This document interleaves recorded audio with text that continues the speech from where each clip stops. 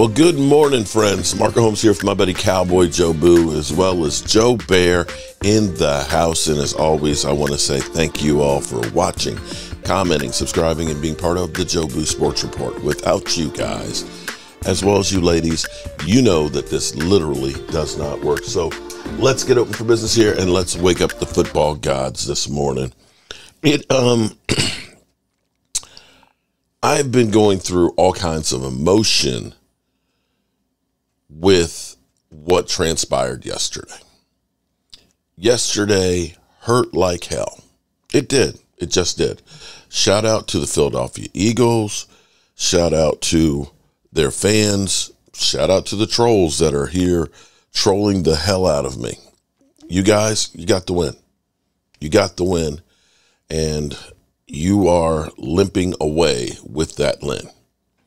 I am going to say that that was definitely the best game in football that we have seen this season. That was two teams that really took punch after punch after punch. And I don't think anybody needs to hold their head down after that game. Eagles, you know the Cowboys scared the shit out of you. You knew, or you know, you're in for a street fight the next time we play in Dallas. And the Cowboys proved they can play with anyone. The problem for the Cowboys is we need to learn how to win those games. And the only way I can put it in watching that game, where we can blame the refs. You can blame Dak Prescott for stepping out of bounds. You can blame Schoonmaker for not getting deep enough on his route, even though he was actually touched before he caught the pass. You can blame Terrence Steele for giving up the sack down there in the end. You can blame some drop catches by players.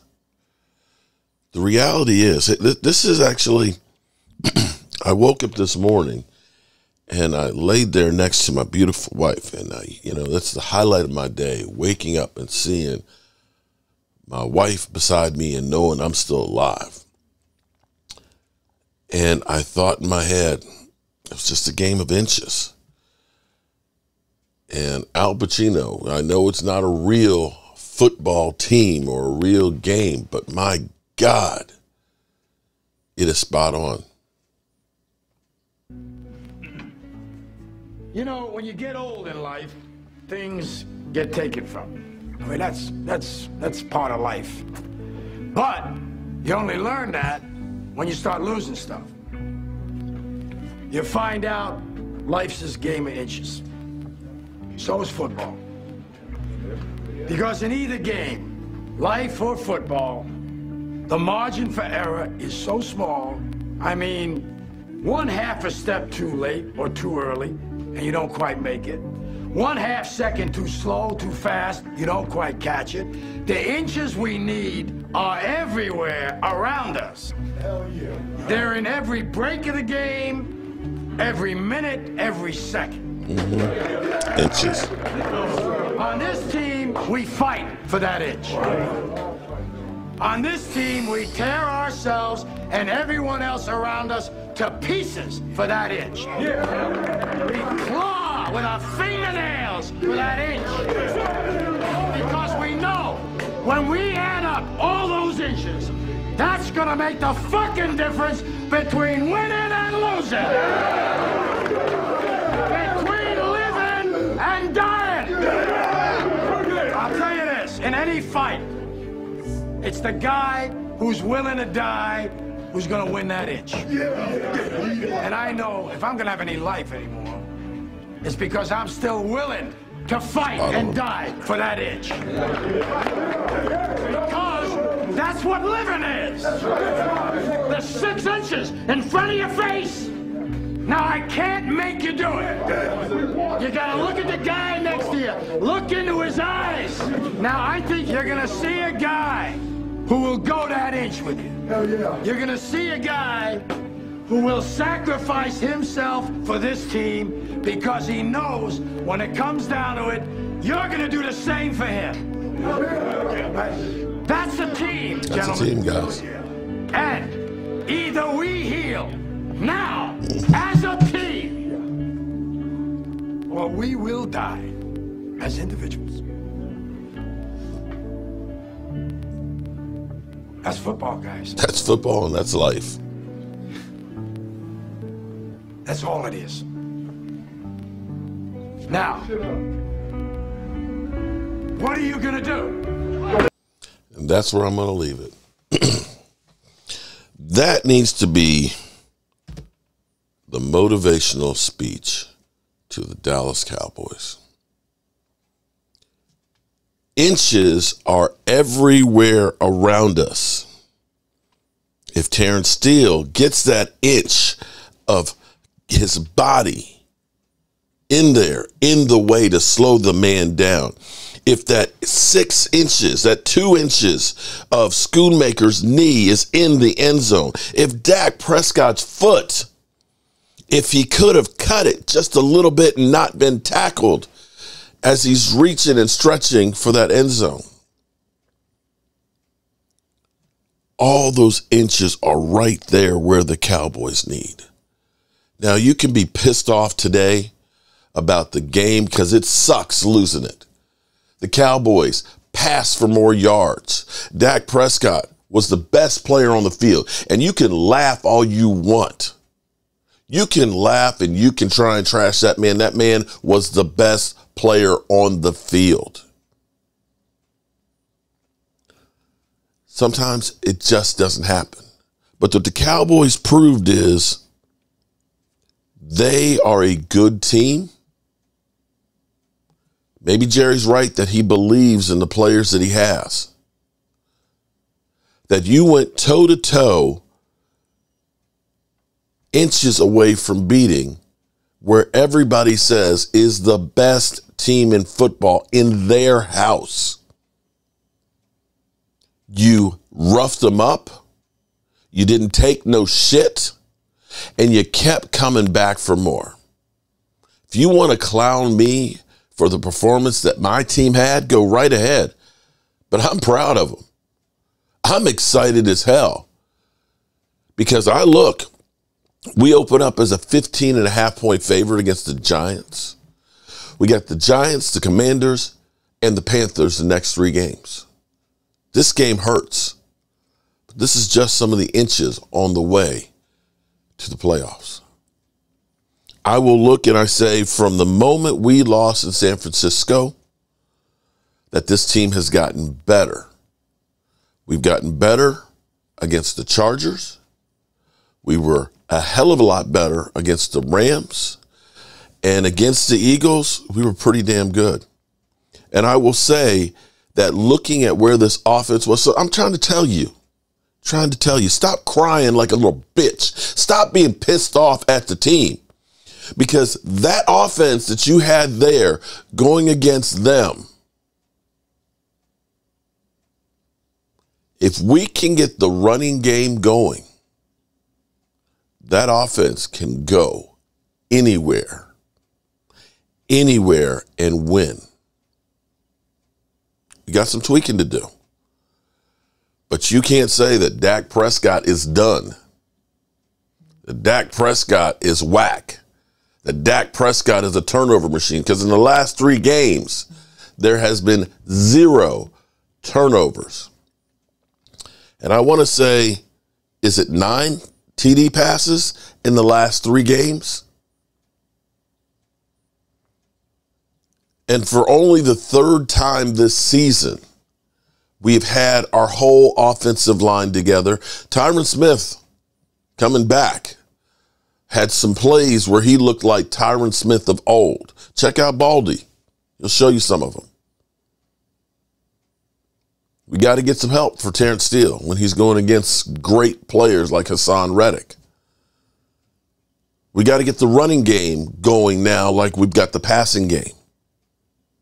We do those things, and maybe we don't get home field advantage.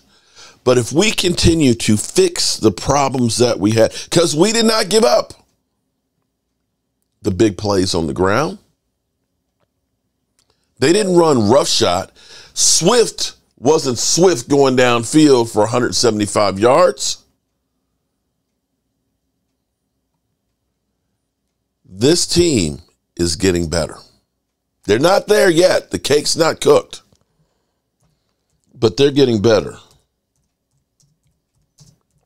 And I want to see, I forgot to check this out. Because did A.J. Brown, did he get the 125 yards? Did the Dallas Cowboys defense hold him? Let me see. Player stats. Eagles. Wow. The Cowboys did something nobody's done in the last 6 games. A.J. Brown was held to 66 yards. 66. By all stretches of imagination, the Dallas Cowboys should have been able to win that game. Dak Prescott, 370 yards to 207. The spot where we just couldn't get it done was the rushing yards. 109 to 73. But yards per play, the Cowboys, the sorry-ass Cowboys, 5.8 yards per play to 4.9. And if we can figure out how to beat the officials, this team has got it. Now I'm going to do what I have to do. I have not watched this morning, okay? I have not watched this morning. I get up here and I come down here and I do my thing. Let's check the pulse of ESPN and see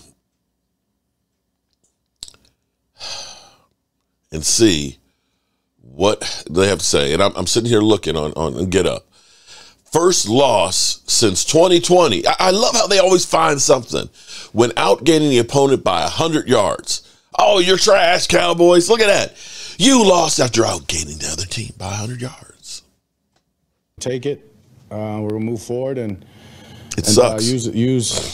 Use the fight. Use a lot of the success. A lot of good things came out of this game despite the loss. You want to come in this game. Everybody in the locker room believed, and we still do. Don't get me wrong. We're getting better. I can promise you that, and we're gonna continue to get better. There's not. Yeah, we're getting better, and we're okay. We're damn sure okay. All right, we have kick your feet up. We have plenty of time this morning to dive into every angle of this game. Let's start with that man, Dak Prescott. Every big game he plays is a referendum on him. What did we learn? What we learned is that Dak Prescott can show up in championship moments. That Dak Prescott isn't going to be the reason this team doesn't have an opportunity to win a ring. Every time we watch one of these games is, can Dak Prescott show us he's the quarterback to take the Dallas Cowboys to the top? Last night, he showed that. You think about the championship sequences that were just missed by the inches you talked about. The pass to the tight end that's right on the goal line. Dak Prescott's foot being out of bounds on an amazing scramble. But what we saw from him yesterday is standing across from another elite quarterback, you can outplay him. Standing across from an elite defense, I can be the reason we make plays that go above and beyond the X's and O's. This is what we've been waiting on for Dak Prescott. And if you're Stephen A. Smith, you felt like you were going to get the monumental fall that you're always waiting on. The last 2 weeks, Dak Prescott has played out of his mind. Dak Prescott spoke confidently throughout the entire week in every presser. And you were just waiting to say, see, I told you again, he throwing it to the other team. Look at him again, that Eli Manning look on his face. We didn't get that from Dak Prescott. We got a player that showed he could be amongst the elite. So now the rest of the Dallas Cowboys need to step up and help him get there. I thought he was the best player on the field yesterday until those final 30 seconds, and then everything went wrong. But you made a point about championship games and championship plays. Figure out a way to win those games, and that's what Philly did. Look, Dallas right now is in this crazy space with Dak Prescott because he's playing well enough from the quarterback position to RC's point for them to win. Gee, they give you a DPI. They give you a personal foul on a roughing the passer. You get to the 6-yard line and you end up taking your last play from the 30-yard line. Championship teams don't do that. They go and they capitalize. I'll ask you this question. If that was San Francisco in that situation, are we celebrating San Francisco win today? For sure. Absolutely. If that's Philly in that situation, are we celebrating a Philly win in that situation? Those are the things that the Dallas Cowboys have to overcome in order to be in that conversation. So who gets the smoke for that? Is it the quarterback? Is it the coach? Who do we point the finger at? It's a plethora of people. Late in the game, to delay a game, I put it on the coaches and the quarterback. The other ones, you get a false start. Can't do it. It's a mature. Rex, you coached. You were a head coach in the NFL with a successful team. You practice not false starting. You go through cadence. You do all of that stuff during the week, and the coach get the brunt of the blame. The bottom line is when we on the 6-yard line, we have to score a touchdown. Yeah. And if we don't score a touchdown, it can't be because of what we did. It needs to be because the defense stopped. No, 100%. You're right. But if you're going to blame the head coach, it clearly is the clock, how you handle the clock situation. Right. But the right tackle is the guy that gave up the sack. Hell yeah. Absolutely. They're giving him $1 billion. Can you not hold out for a little more than that? And you can say, yeah, we can chip. Well, okay, come on. At some point, the guy's got to win. He's got to win. Yep. He has to win. And then the false start, that's on the player. All right, I would have never said it as coach. I would have taken every damn bullet. Yeah. All right, he ain't going to take every bullet, but I would. All right, but that's it. I'll say this. In that game right there, the best thing that happened was Dak Prescott was unbelievable. Right. And you know what the worst thing is? What? That Dak Prescott was unbelievable. What does that mean? Because you still never won. Right. Yeah. He's never going to play better than that. All right? And look, to me, Dak Prescott has never been the problem, I feel. I'll say this. The way he's played the last 3 weeks, like RC said, I think this is the best version of Dak Prescott we've seen since he had the injury. Finally, how many times, RC, have I sat up there, Greeny, and said, use your legs. Yep. Absolutely. Use your legs. Well, guess what? He's using them. And you know what? CeeDee Lamb, monster game by CeeDee Lamb. All right, some of these other players, I still want to see the second best receiver on your team get more involved. But that's it right there, what we were talking about. When Philadelphia realized A.J. Brown is getting covered up and double teamed, they said, okay, this is a Devontae Smith and Dallas Goedert game. Before Dallas Goedert got hurt, he was working Lewis in the slot and making plays. They had other people that they could build a plan around. Once CD left and Dak didn't go to 87 Ferguson, who had some really good catches, the offense went away. Right. What did we see in the playoffs last year? Same thing. Right. This is one of those examples. This is one that I put on Dak Prescott because of what had recently transpired in the game. CeeDee Lamb and Ferguson were your biggest threats and your biggest targets, and we know that Philly has been struggling in the middle of the field. This is the fourth down. Look at Jake Ferguson in the middle of the field right now.